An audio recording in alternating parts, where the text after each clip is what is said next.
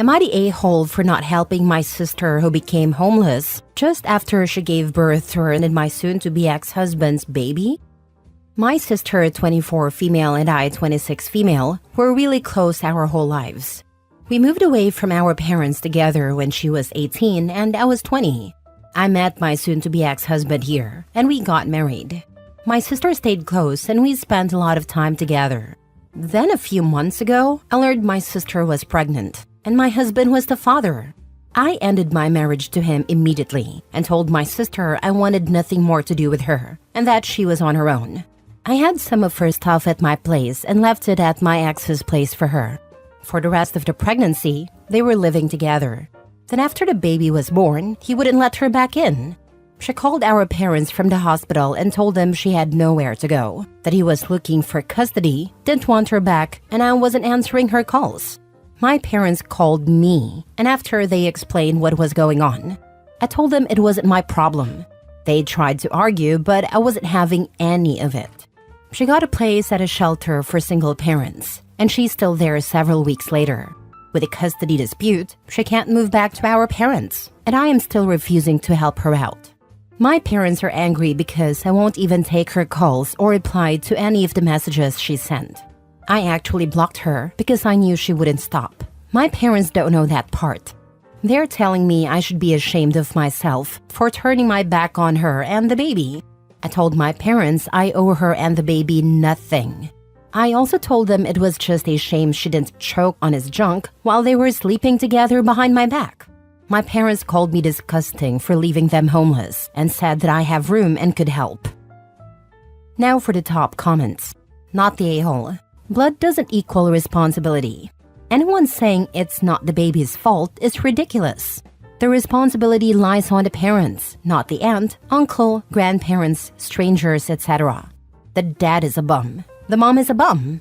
Grandparents should be sending her money to get into a hotel. Also, since she's homeless, she needs to go home to her parents. Custody battle or not, she's gonna lose the kid because she doesn't have a stable home for the kid. Why suffer in a shelter until then? Consequences of one's actions. If OP's parents don't want to take responsibility for their daughter and grandchild, that child will 100% end up in the ex's custody because the mother can't provide a permanent address that isn't a shelter. Say OP did house her sister in Nibbling. Does the sister get the bigger bedroom because of the baby? And what about baby expenses and childcare? Is OP supposed to do that too because her sister is tired from taking care of a newborn? That baby might be innocent, but neither it nor its birth mom is OP's responsibility. Not the a-hole. You're in a no-win situation. Your family betrayed you. Your parents don't have your back. I'd go very low contact at the moment. Write an email today saying everything you want to say, why you're hurt, and how there's no easy solution and why your relationship has changed. But don't send it. Get as much sleep as you can tonight. Look back over the email tomorrow morning, and if you still feel the same, send it. Not the a-hole. Good job standing your ground and having boundaries. Your sister will figure her stuff out eventually, but that's not your concern. Your parents are on thin ice for trying to force you to help that backstabber. So far, my parents act like I'm supposed to care more about what she's going through than what she put me through, and that won't be happening. Ask your father how he would feel if his brother slept with his wife, got her pregnant, and then they moved in together. Or your mom, if her sister did the same. Ask them to explain it to each other on the phone with you, and if you like their answers, then you will take her call. But of course you never will. Do not take her call. Better yet, OP, ask your father which one of you guys are actually your uncle's kid, because their reaction is very telling. Next story. Am I the a-hole for not trying to make a relationship with my bio dad or his younger kids work after he came back into mine and my sister's life? I, 16 male, was raised by my maternal grandparents along with my sister, 14 female. Our mom died when my sister was 6 months old and our bio dad took off. Our grandparents took us in and have been raising us ever since. I never really thought about my bio dad. I knew he existed, and I knew he left right after mom died. He didn't even stick around for her funeral, but I never felt like I was missing something by not having him in my life. My sister was more curious than me for sure, but she didn't feel like she wanted him to come back either. Her curiosity was more about why. Our grandparents told us that before Mom died, he had been a pretty devoted dad to us and husband to her. A little over a year ago, he made contact for the first time in 13 years and asked my grandparents if he could come and see us. They asked us and we didn't want to. Stuff got said. I'm not sure on all the details, only that my grandparents suggested he wait until we were over 18. He ended up suing for custody of us. We had to talk to a guardian ad litem and a judge, and I told both I didn't want to talk to my bio dad. The judge decided to put us into therapy with our bio dad, even after what we said. It's once a week. Every weekend we go in person. We've been going since it started. We also have to do 2 meetups a month with him and his family. He's got a wife and 3 more kids, all 8 and under. These meetups have been going on for about 8 months now. I only go to the meetups and therapy because I have to. The judge insists on it happening. I told the therapist that's the only reason I'm going. It comes up sometimes because he tries to give us homework to help us form a relationship, and I don't do it. To be honest, I just sit there and only talk sometimes. I've listened to my bio dad explain why he left and stayed away for so long. I believe him, I guess, but it doesn't change what I want. He's also talked about how much his kids love spending time with us and how they all hope we can spend more time together in the future. In the last 2 months, there's been tension in therapy and during the meetups. It started when my sister corrected a therapist after he referred to Dad's other kids as our younger siblings. She told him, "I'm his sibling, not those other kids." Our bio dad looked upset and said in another session that he hoped it would change because his younger kids already talk about their older brother and sister. Then he got into a fight with his wife during a meetup. She was trying to blame my grandparents for us not spending time with them sooner, and I told her we hadn't wanted to meet him when he reached out. She then tried to blame my grandparents for how I felt. She defended her opinion, saying it was in our best interest. I told her to mind her own business and that she had nothing to do with me or my sister. She didn't like it, and my bio dad didn't like it. I refused to apologize because I believe what I said. In therapy, my bio dad said he'd like more time with us and was hoping the judge would make that happen next time. I said I didn't want to and told him the only reason I'm doing any of this is because the judge is making me. I told him I don't want to be a part of his family or make a relationship work. My sister said she feels the same and doesn't want to keep in touch with his other kids, which she had mentioned in therapy and during meetups. I said I felt the same. My bio dad said he felt really disappointed that we wouldn't give him a chance, and he sort of begged us to at least give his kids the sibling relationship they wanted. When we didn't say anything to that, the tension got worse. The therapist told us we should try to make things work, because most people don't try as hard as he does to make up for past mistakes. It's not that I hate him, I just really don't care. My grandparents have us seeing therapists of our own too. I don't hate that therapy. But all of this with bio dad isn't what I want. Am I the a-hole for that? Not the a-hole. First of all, it sounds like you've been through a lot.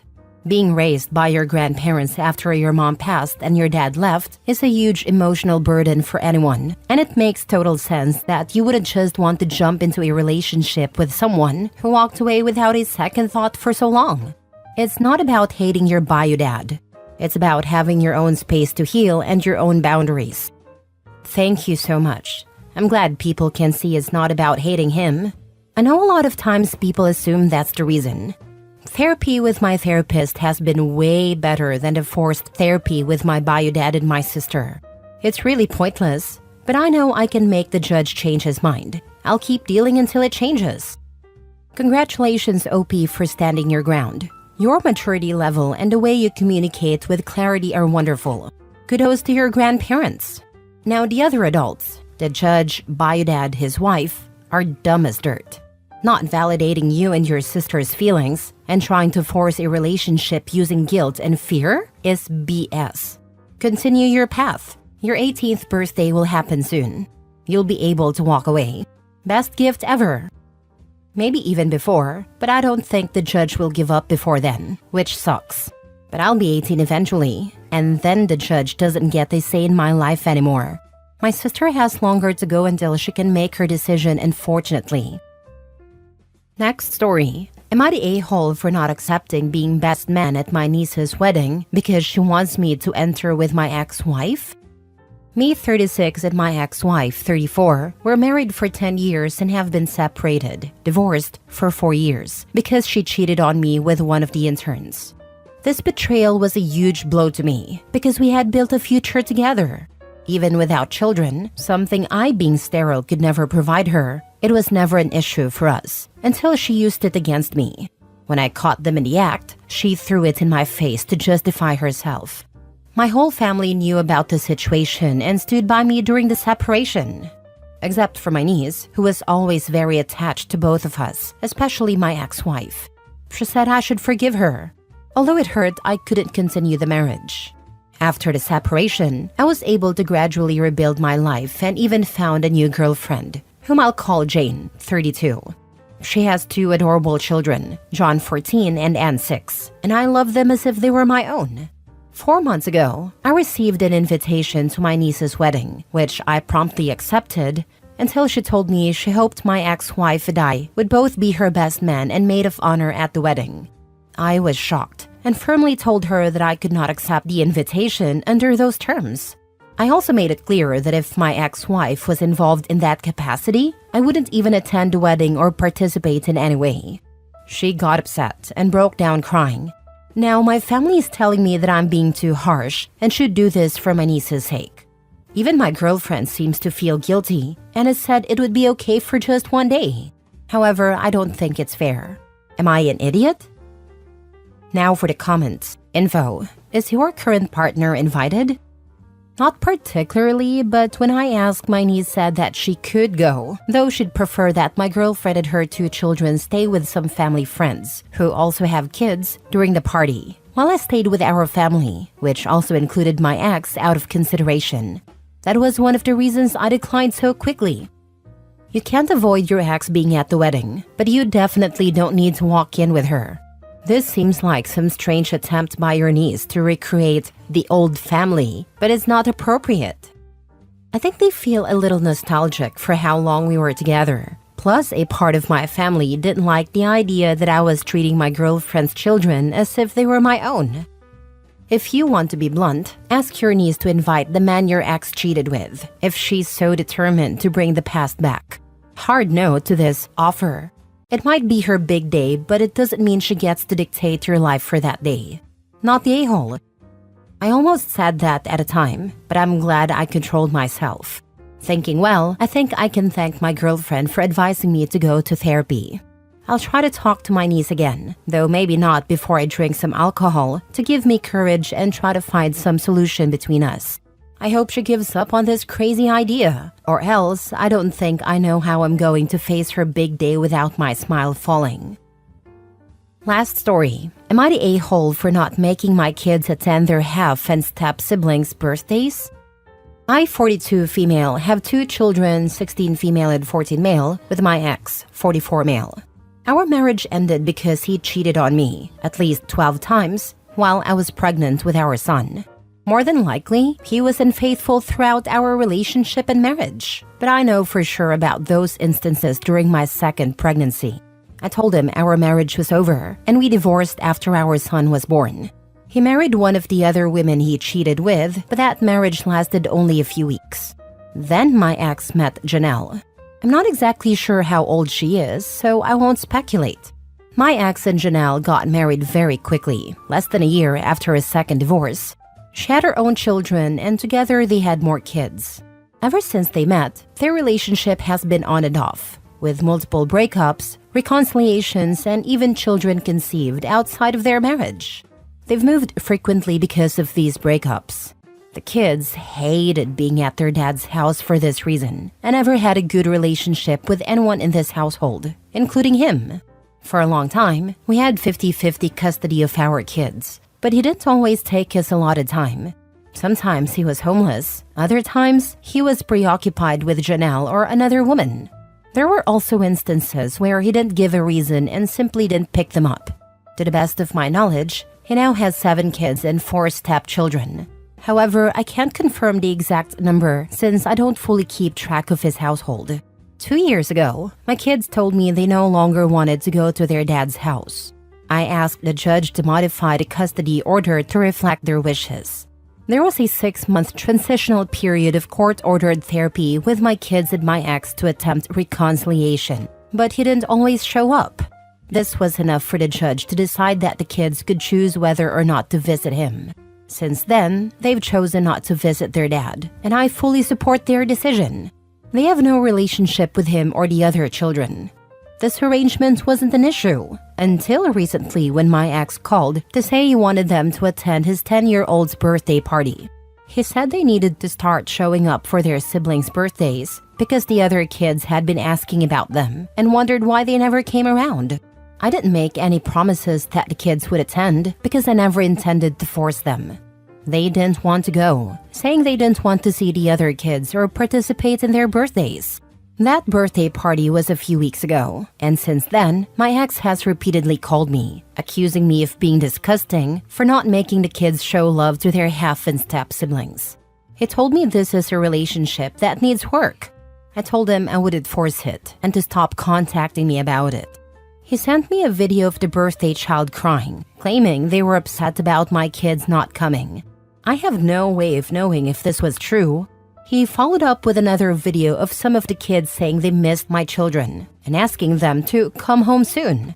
Later, I received a text from an unknown number, which I assume was Janelle, calling me a petty and heartless witch and demanding that I make the kids attend events of their siblings. I've documented everything but have not responded further, although more texts have come in. Am I the a-hole for not making my kids go? Not the a-hole. Your kids are old enough to make up their own mind, and they did. I wouldn't force them to go either. Heck, even a judge determined these children could overrule their man-child father. If I were Opie, I would threaten to sue for harassment if they don't stop and then follow through. Not the a-hole Opie. Not the a-hole. Time to switch to one of those parenting apps where all contact goes through the app and everything else is blocked. I believe you can upload texts and such too. If I were you, I'd go no contact with both parents. Any monetary needs or expenses can go through the court. Continuing conversations with them will only lead to more abuse and manipulation. I've researched those parenting apps, and asking the judge to require us to use one could help. I still need to communicate with him, since even without visitation, he needs to be informed about certain things related to our kids. I'll get started on that. Yes. Also, address any attempt to contact your children directly preemptively. All contact through the app. You don't want them trying to guilt or pressure your kids somehow.